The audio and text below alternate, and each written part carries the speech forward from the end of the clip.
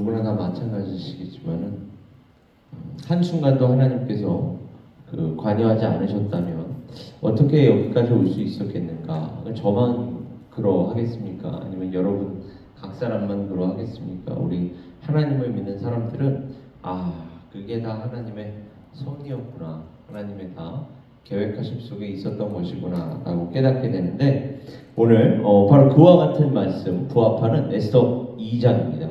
1절에서 4절. 에스더 2장, 이제 벌써 2장입니다. 1장이 다 끝나고 에스더 2장 1절에서 4절 함께 교독하시다가 마지막 한 절은 합독하도록 하시겠습니다. 에스더 2장 1절에서 4절 우리 함께 교독하도록 하시겠습니다. 그 후에 아하스웨로 왕의 노가 그침에 와스디와 그가 행한 일과 그에 대하여 내린 조서를 생각하거늘 왕의 측근 신하들이 아뢰되 왕을 위하여 아리따운 처녀들을 구하시게 하시되 전국 각 지방의 관리를 명령하여 아리따운 처녀를 다 도성 수산으로 모아 후궁으로 들여 궁녀를 주관하는 내시 해계의 손에 맡겨 그 몸을 정결하게 하는 물품을 주게 하시고, 다 같이요. 왕의 눈에 아름다운 처녀를 와스디 대신 왕으로 삼으소서 하니 왕이 그 말을 좋게 여겨 그대로 행하니라. 아멘. 오늘 제목은 하나님의 사람의 서막이라고 제가 지었습니다. 하나님의 사람의 서막. 그 서막은 새로운 왕후를 찾는 아하스웨로 왕입니다. 이제 서서히 그 하나님께서 준비하신 그 에스더, 그리고 그 에스더를 양육했던 모르드게에게로 하나님의 초점이 맞춰지기 시작합니다. 그러니까 페르시아 제국, 성경에서는 바사메데 제국이라고 기록되어 있는데, 바사메데 제국이 그 합병한 나라가 바로 페르시아 제국입니다. 그 페르시아 제국의 그 상황, 그리고 그 제국의 왕에게 초점이 맞추어져 있었고, 그 맞추어져 있던 초점이 결국 하나님께서 누구를 위한 스테이지였다, 누구를 위한 무대였다라는 것을 이제 서서히 드러내십니까? 바로 하나님의 사람들이죠. 모르드게와 에스더를 위한, 그리고 그들을 통해서 하나님께서 역사하시기 위한 시대적 배경이었다. 여러분 마찬가지입니다. 이 시대도 다 우리를 위해, 하나님의 사람들을 위해, 교회를 위해, 그리스도인들을 위해서 하나님께서 이 시대적 배경, 문화적 배경, 정치적 배경, 경제적 배경, 이러한 것들을 지금 다 이미 다 준비해 놓으신 길로 우리를 인도하고 계시는 줄 믿습니다. 우리는 인도하시는 그 하나님을 따라가면서 또 기도로서 성령 의지하면 되는데, 오늘 그 본문 말씀에 시대적 배경을 조금 더 자세하게 살펴보면, 여기에서는 그 후에 라는 말로 아주 짧게 기록되어 있지만, 그 1절에 와스디 왕후가 사실은 폐위가 된 지가 벌써 4년이 지난 때라고 합니다. 그러니까 그 후에가 우리가 짧게 생각할 수 있는데, 짧은 기간이라고 생각할 수 있는데, 이미 약 4년이 경과한 시대적 배경을 우리에게 알려주고 있다. 그리고 4년이 지나고 나서야 사라진 그 아하스웨로 왕의 분노, 그리고 이 와스디 왕후 폐위의 배경이 된 아하스웨로 왕의 6개월간의 연회가 우리가 1장을 통해서 확인하지 않았습니까? 그의 재위 제5년이었대요. 그의 재위 제5년에, 다시 말해서 주전 481년에 그 연회는 여호만을 위한 것이 아니었다. 제가 지난주에 아마 잠깐 말씀을 드린 것 같아요. 제가 늘 예고편 형식으로 잠깐 말씀드리잖아요. 오늘 그 예고편이 드디어 다시 언급이 됩니다. 여호만을 위한 것이 아니었다. 그럼 무엇을 위한 것이었느냐? 그 6개월간의 연회가 마침내 그리스로 원정을 떠나가기 전에, 옛날 사람들도 그렇고 지금도 마찬가지입니다. 무슨 일을 시키려면 일단 먹이고 시작하잖아요. 먹이고. 어떠한 일을 하기 전에는 일단은 먼저 기운을 조금 돋우고 사기를 좀 돋은 후에 시작하지 않습니까? 전쟁 오죽하겠습니까, 여러분? 그리스로 이제 원정을 지금 가기 위한, 물론 이 그리스로 원정을 가서 누가 이기죠? 그리스가 이깁니다. 그리고 그 그리스가 이김으로 인하여 그리스의 하나님께서 이제 그리스를 사용하시겠다라는 신호가 우리가 인류 역사를 통해서 일반적인 역사로 접근하면 이게 결국 누구로 이어지죠? 알렉산더 대왕으로 이어지죠. 그리고 그 알렉산더 대왕이 철학적으로는 누구에게 그 사사를 받습니까? 아리스토텔레스가 그의 철학적인 스승이었죠. 그리고 이러한 배경이 바로 신약성경 시대의 배경이 됩니다. 그래서 소크라테스, 플라톤, 아리스토텔레스로 이어지는 이 철학적 사상, 그리고 헬라어라는 언어, 그러니까 철학과 언어에 기반을 둔 또 문화, 그래서 이거를 헬레나이제이션, 헬라화가 이제 진행이 되는 것입니다. 그리고 헬라화가 이제 끝날 때쯤에 이제 법적으로 그것을 다스렸던, 문화적으로는 그리스, 헬라 문화의 영향에 있었지만은 법적으로 그리고 군사적으로 이들을 제압했던 로마 제국. 그러니까 이 모든 것들을 통합적으로 이해해야 신약 성경의 배경이 바로 이와 같았구나. 그래서 신약 성경 시대에 이 신학이라는 게 바로 이 헬라 시대의 철학과 맞물리게 되죠. 그래서 신플라톤주의라든지 영지주의라든지 여기와 싸우는 게 바로 기독교의 정통 신학이라고 할 수 있어요. 그러니까 이런 시대적 배경을 좀 우리가 알아야 그렇구나. 구약 성경과 신약 성경 사이에 지금 이와 같은 배경이 설정이 되어 있는데, 그리고 그러한 것들이 다 무엇을 위한 것이었습니까? 하나님께서 땅 끝까지 복음을 전하기 위한 그 모든 또 큰 그림의 성막이에요. 만약 그게 없었다면 사도 바울이 어떻게 헬라어를 중심으로 하여 신약 성경을 저술할 수 있었겠으며, 그렇게 헬라어로 다 통일이 되어 있으니 그 신약 성경이 비로소 유포가 되었고, 심지어 로마라는 이 제국이 이 세계를 무대로 해서 정복을 하려고 했던, 그래서 모든 길은 로마로 통한다. 다 하나님께서 닦아놓으신 거예요. 이렇게 세계 선교 여행을 위해서 다 닦아놓으신 것입니다. 그리고 비로소 사도 바울과 초대교회, 물론 그 과정 속에서 핍박이 있었고 박해가 있었지만은, 그러므로 인하여서 그 복음이 오늘날 우리에게까지 전해진 줄 믿습니다. 그러니까 제가 아까 얘기했잖아요. 이 모든 것이 결국은 다 누구를 위한 것이라고요? 하나님의 사람들, 교회, 그리스도인들, 나를 위한 것이다 라고 생각한다면 지금까지 지내온 것 다 주의 크신 은혜가 된 줄 믿습니다. 그런 하나하나가 이루어지지 않았다면 복음이 어떻게 우리에게 전해질 수가 있었겠습니까? 여러분, 에스더도 마찬가지예요. 지금은 에스더에 국한해서 보겠지만은 이러한 것이 사실은 그리스로 원정을 가기 위한 여흥이었다. 그리스로 원정을 가기 위한 사기였다. 그리고 주전 481년과 479년 두 번에 걸쳐서 단행되었던 아하수에로 왕의 그리스 원정, 실제로 이제 원정이 일어난 거예요. 그 연회 이후에. 그러나 살라미스 해전이라고 아시죠? 그 300이라는 영화 여러분 기억하실 거예요. 그 300이라는 영화. 그 300이라는 영화에서는 페르시아 제국이 이깁니다. 그러나 그 이후에 이 중요한 살라미스 해전에서부터 이제 패하기 시작해요. 그리고 미칼레 전투 등이 일어났던 제3차와 제4차 페르시아 전쟁이 있었고, 이건 인류 역사, 세계사를 보면 알 수 있습니다. 이 두 번의 원정에서 아주 모두 실패하는 아하수에로 왕. 그래서 점점 강성하는 그리스. 제가 아까 이후의 역사까지도 알려드리지 않았습니까? 그리스는 이제 알렉산더 대왕의 이제 무대가 되어가고 있고, 그래서 강성하는 그리스, 그리고 쇠락의 길로 접어들기 시작하는 페르시아. 제3차와 제4차 페르시아 전쟁에서 패하고 돌아와서 심신이 지쳤던 거예요. 그 후에라는 말 속에 그게 다 들어있는 겁니다. 심신이 지쳐서 예전의 왕후를 그리워하고 있는 지금 아하수에로 왕. 참 우리가 좀 속된 말로 참 못났어. 그렇죠?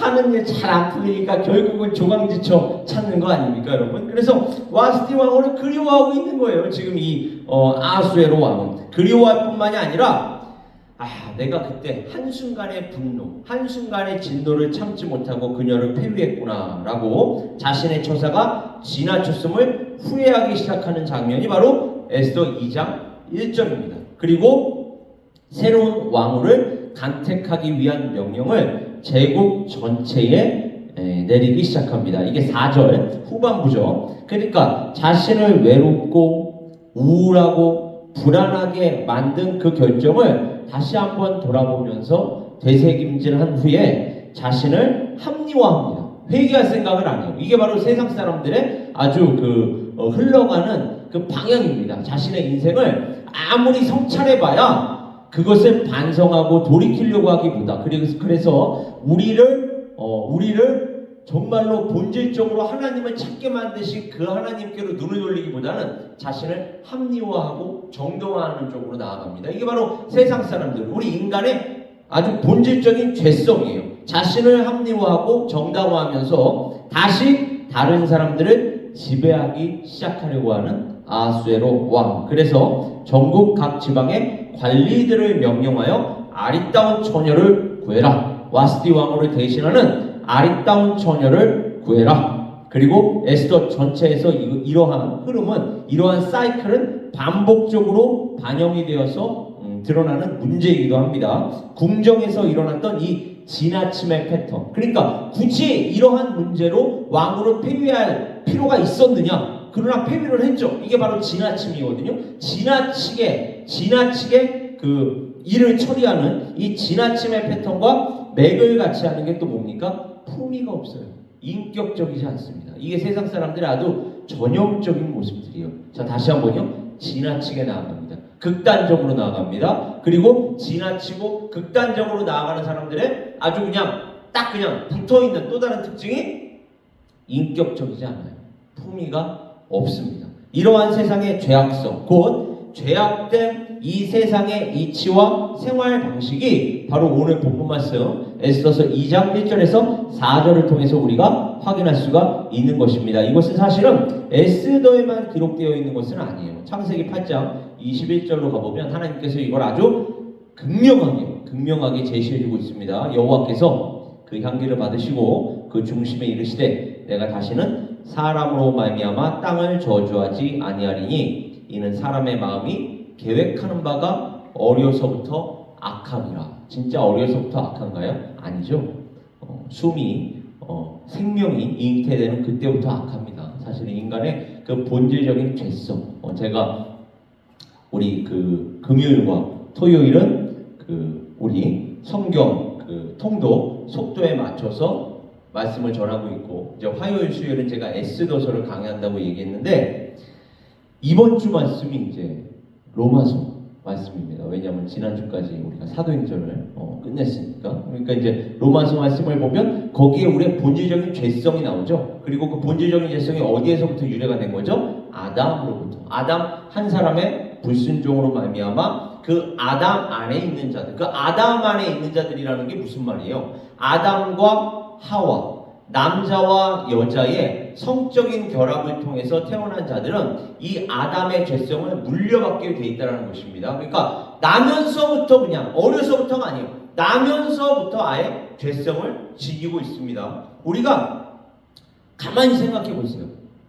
생명이 있고부터 어머니 뱃속에 우리가 있게 되잖아요. 거기에서부터 엄마가 죽든지 말든지 가장 좋은 영양분을 그냥 흡수하기 시작합니다. 엄마가 죽든지 말든지. 그러니까 벌써 그때부터 누구 중심적입니까? 자기 중심적이에요. 우리 인간은 엄마 죽이고, 사람만 그런 게 아닙니다. 그 사람의 죄성으로 말미암아 이 세상의 모든 생명체가 다 부모 죽이고 다시 태어나는 거예요. 부모 죽이고. 그러니까 이게 다 어떠한 세상을 이야기하는 것입니까? 자기 중심적인 세상. 그러나 그 생명체들이 악해서가 아니에요. 누구의 악함으로 인하여 그 생명체가 오염된 것입니까? 우리 인간의 죄악으로 말미암아 그렇게 오염이 된 거예요. 여러분 생각해 보세요. 에덴 동산에서는 아담과 하와가 죄를 짓고 쫓겨나기 전에는 그 땅이 정말로 하나님의 동산이었습니다. 이러한 죄악이 없었던 세상이에요. 그러나 우리 인간의 죄악으로 말미암아 지금 이와 같이 변질이 되어 있는 세상, 점점 하나님을 대적하는 세상으로 지금 나아가고 있는 것입니다. 이러한 것들에 대하여 우리 인간은 이 아하수에로 왕과는 달리 우리 자신을 합리화하고 그걸 따먹을 수밖에 없었어. 이렇게 정당화한다든지 그쪽으로 나아가는 게 아니라, 하나님, 저희는 그저 죄인입니다. 하나님의 은혜가 없으면, 하나님께서 우리를 불쌍히 여기시지 않는다, 하나님께서 우리를 긍휼히 여기지 않으신다면 우리는 죽을 수밖에 없는 존재들입니다. 하나님, 저희를 다시 한번 이 시간에 불쌍히 여겨주시고 긍휼히 여겨주셔서 은혜와 사랑을 다시 한번 부어주시옵소서. 우리를 새롭게 하여 주시옵소서. 주의 인자가 날마다 우리 안에 마음에 새로워지게 하여 주시옵소서라는 기도 제목으로 우리는 나아가야 할 줄 믿습니다. 이것을 성경은 끊임없이 이야기하고 있어요. 예레미야 17장 9절에 가보면 만물보다 거짓되고 심히 부패한 것은 마음이라 누가 능히 이를 알리오마는 우리의 마음이 가장 더럽다라는 거예요. 그러니까 예수께서도 야 더러운 것은 너희 마음 안에 있는 거지 우리 음식물을 섭취해서 뒤로 나가는 것에 있지 않아 라고 예수께서도 지적해 주지 않으셨습니까? 진짜 더러운 것은 우리의 죄악된 마음이야라는 것을 예수께서 알려주셨던 것입니다. 로마서 8장 7절을 가보더라도 육신의 생각은 하나님과 원수가 되나니 이는 하나님의 법에 굴복하지 아니할 뿐만 아니라 더 중요한 말이 뒤에 나와요. 할 수도 없습니다.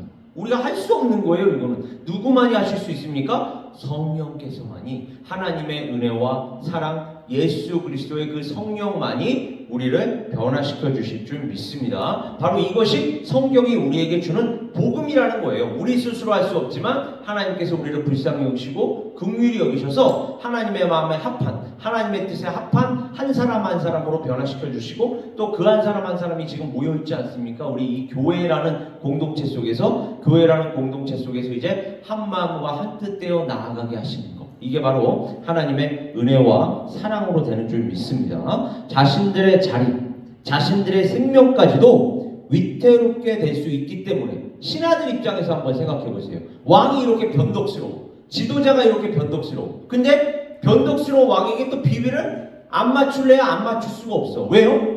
안 맞추었다가는 자신들의 자리와 생명까지도 위협을 받을 수가 있기 때문에 그렇습니다. 그러니까 왕에게 충원을 하기보다는 그냥 간사한 신하들이 자꾸만 양상이 되는 거예요. 그래서 왕에게 정치적으로 제한하기보다는 왕의 마음이 어떠한가, 왕의 심리가 어떠한가, 왕의 기분이 지금 어떠한가를 고려해서 사적으로 제한하는 왕의 측근 신하들. 그러니까 여러분 어떻습니까? 왕이시여, 사실 저희가 예전에 전쟁을 떠나기 전에 와스디 왕후에게 좀 지나치게 굴었던 것 같습니다. 지나치게 일을 처리했던 것 같습니다. 이제라도 우리가 우리의 잘못을 뉘우치고 와스디 왕후로 다시 불러드립시다. 원래 이렇게 나가가야 되는데 그러나 이것까지도 지금 선용하시는 하나님의 역사가 있는 거예요. 그러니까 이 죄악된 인간들은 자신들을 합리화한다니까요. 자신들을 정당화해요. 그래서 젊은 이왕 이렇게 된 거 젊은 처자 중에서 아리따운 처자 중에서 우리가 새로운 왕후를 간택합시다. 이쪽 방향으로 나아가는 것입니다. 그러나 제가 계속 얘기하지만 이것까지도 하나님께서 당신의 그 구원, 구속사를 위해서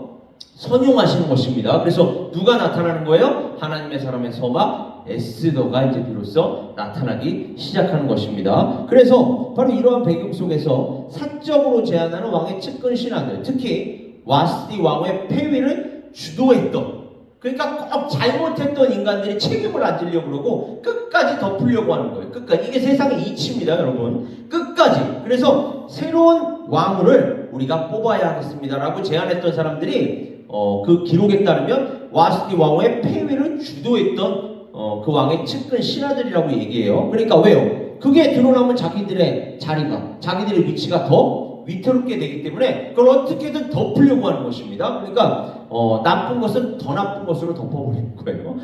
이슈는 더 큰 이슈로 덮어버리는 것입니다. 그렇게 측근 신하들의 관심 그리고 관료들의 왕정 선호도에 호소하면서 새로운 왕후를 선발할 것을 제안하는 또 특별위원회, 오늘날로 얘기하면 뭐 비상대책위원회 이런 거 있잖아요. 그 비대위 이런 게 이제 만들어져가지고 비대위를 중심으로 건의를 하기 시작합니다. 이게 바로 에스더 2장 2절에서 4절까지예요. 여러분 이 정치적인 사안을 가지고 이렇게 웃음을 자아내려면 얼마나 공부를 해야 하겠습니까? 여러분 이 열심을 좀 기억해 주시기 바랍니다. 얼마나 열심히 연구해서 여러분과 정말 이 하나님의 말씀을 정말로 그 뭐라 그럴까요?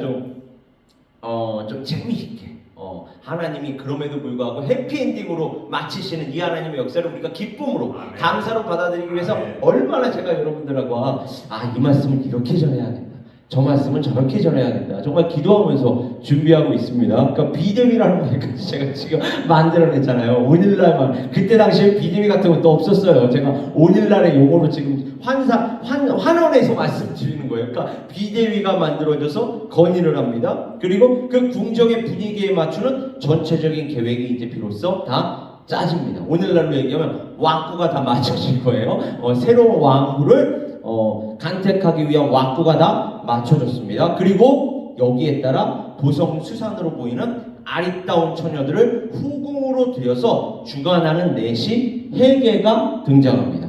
오직 아하수에로 왕을 위하여 존재해야 하기에 수산성에서는 삼중벽으로 된 규방에 모여야 하고 그들과 접촉할 여지가 전혀 없는 남자들 속에 있어야 하는 여성들, 그러니까 왕을 제외하고는 어느 누구도 이 여성들에게 접근할 수가 없었던 상황이었습니다. 당시 고대는 더더욱 그랬어요. 여러분 궁녀라는 말 아시죠? 우리 사극에도 뭐 궁녀라는 이런 영화도 있었고 드라마도 있었는데 궁녀는 잠재적으로 다 왕의 여자들입니다. 그러니까 궁정 안에, 궁전 안에, 궁궐 안에 남자가 있다면 그거는 그래서 넷이밖에 없는 거예요. 왜요?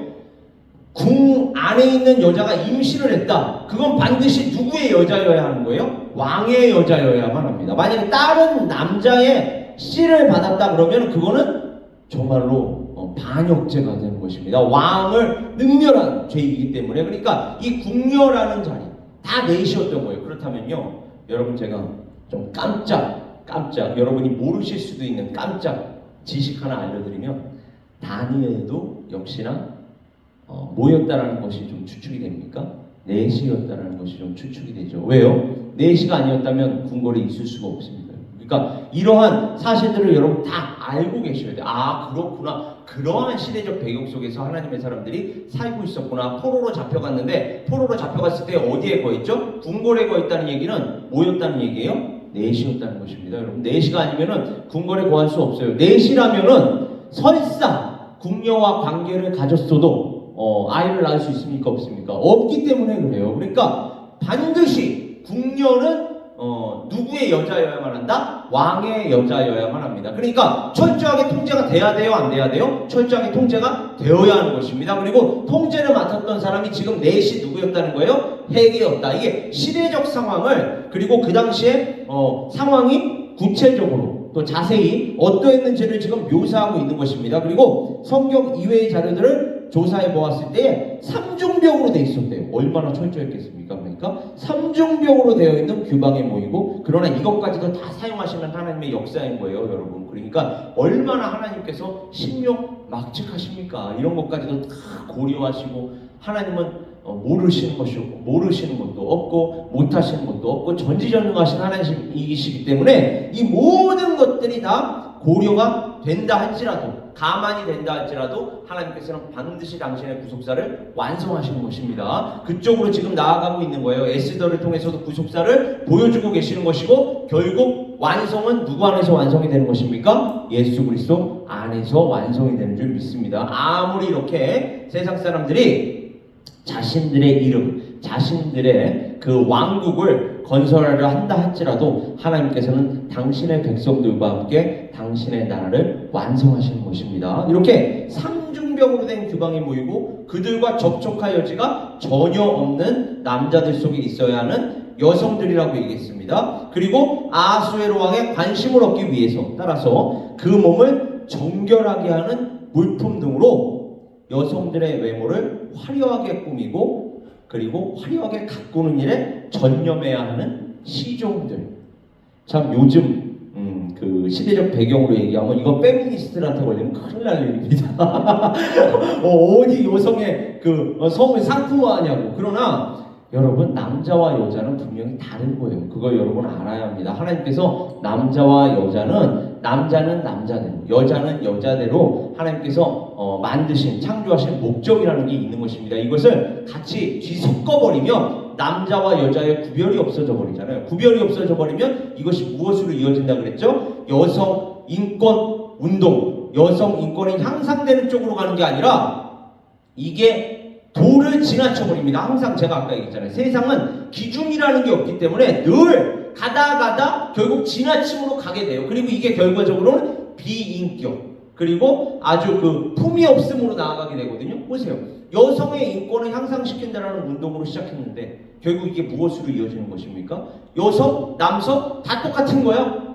아무런 구별 없어. 그냥 남성이니 여성이니 이런 말만 다른 거야. 그러니까 이게 결국 뭐가 됩니까? LGBTQ가 되는 것입니다. 그래서 그 레즈비언, 게이, 그 다음에 바이섹슈얼. 이 바이섹슈얼이라는 건 뭐예요? 양성. 남성, 여성 다 똑같다며. 그러면은 레즈비언도 똑같다는 얘기 아니야? 게이도 똑같다는 얘기 아니야? 바이섹슈얼, 양성도 똑같다는 얘기 아니야? 그리고 트랜스젠더도 똑같다는 얘기 아니야? 그 다음에 Q는 퀴어라고 얘기하는데 이게 뭔지 아십니까 여러분? 퀘스천드라는 얘기예요. 퀘스천이 무슨 말인지 아세요? 나는 아직도 내가 남성인지 여성인지 잘 모르겠는데 지금 제정신입니까 이게? 아니 생물학적으로 분명하잖아요. 네가 남성인지 여성인지. 근데 요즘에는 그걸 물어보고 정해야 된대요. 너 남성이니 여성이니? 이렇게 세상이 이렇게 지금 우리 최한숙 권사님 깜짝 놀라셨어. 물어봐야 된대요.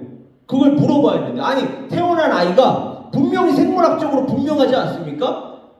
남성인지 여성인지가 분명해요. 그런데 그거를 그 아이한테 가서 어떻게 응애응애하는 애한테 가서 물어봅니까? 그거를 네가 남성이니 여성이니를 남성이니 여성이니가 분명한데 지금 그럼에도 불구하고 세상이 지금 이렇게 그러니까 이 여성인권으로 시작한 게 이렇게 나아간다니까요 점점. 그러니까 페미니즘이 결국은 뭐하고 연결이 되는 거예요?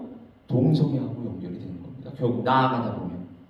그리고 이 동성애는 결국은 모든 사람들이 다 똑같다. 무질서, 혼란으로 이어진 것입니다. 이게 바로 세상이에요. 그러나 하나님의 말씀은 기준이 분명합니다. 남자와 여자를 만드셨고 이 남자와 여자가 한 몸이 될 때에 생명이라는 게 나타나는 것이지 남자와 남자, 여자와 여자, 순리가 아니라 영리대로 쓰면 로마서에 따르면 그죠? 이것은 생명이 아니라 죽음에 이르는 죄가 됩니다. 우리 육적으로도. 왜 이 성병이라는 게 왜 만들어졌습니까 여러분? 남자와 남자, 여자와 여자, 그리고 남자와 여자, 여자와 남자끼리 하더라도 아주 무질서한 문란한 성생활을 하니까 성병이라는 게 생기는 거 아닙니까? 하나님께서 창조하신 대로 나아가면 이러한 아주 극악한 이 땅 위에서의 심지어 육적인 질병이 왜 만들어지겠습니까? 그러니까 우리는 하나님께서 말씀하신 대로 하나님께서 창조하신 대로 나아가면 우리는 늘 감사와 기쁨으로 이어질 수밖에 없는데 하나님의 말씀을 거스르면 이렇게 이 땅 위에서도 질병과 또 도저히 우리가 극복할 수 없고 해결할 수 없는 지경으로까지 치닫게 되는 것입니다. 그러니까 우리가 얼마나 하나님의 말씀 붙들고 하나님의 말씀 붙잡고 하루하루 살아가야 하겠습니까? 그리고 세상 사람들에게 있어서 그 사람들에게 나아가서 그들을 불쌍히 여기는 마음, 그들을 긍휼히 여기는 마음. 제가 이런 말씀을 드린다고 오해하시면 안 돼요. 제가 동성애자들을 혐오한다, 또 여성 인권주의자들을 혐오한다 이렇게 생각하시면 안 되고 그 죄가 성경에 기록되어 있는데 이들 또한 우리가 예수 그리스도의 마음으로 먼저는 불쌍히 여길 수 있어야 합니다.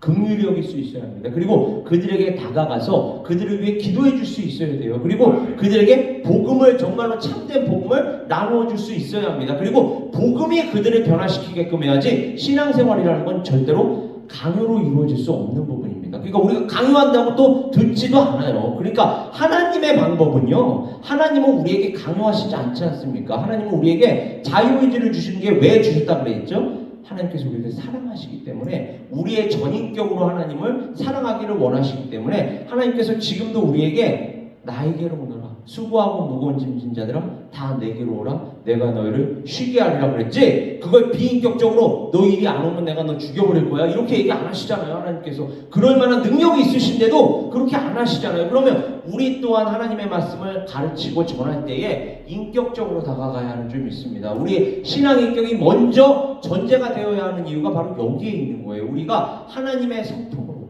예수 그리스도를 닮아가는 모습으로 그들에게 나아가되 그들을 불쌍히 여기고 그들을 긍휼히 여기는 마음으로 하나님의 말씀 들고 기도하면서 나아갈 때 성령께서 우리를 조명하시고 우리를 인도하셔서 우리를 통하여 그들을 변화시키는 역사 허락하실 줄 믿습니다. 저는 우리 한 사람 한 사람이 그리고 에베레스트 성교교회가 바로 이 시대에 바로 이와 같이 하나님께서 원하시는 사역 온전히 감당할 수 있기를 오늘 이 하루도 주님의 이름으로 축원합니다. 우리 시간 함께 기도하겠습니다. 아버지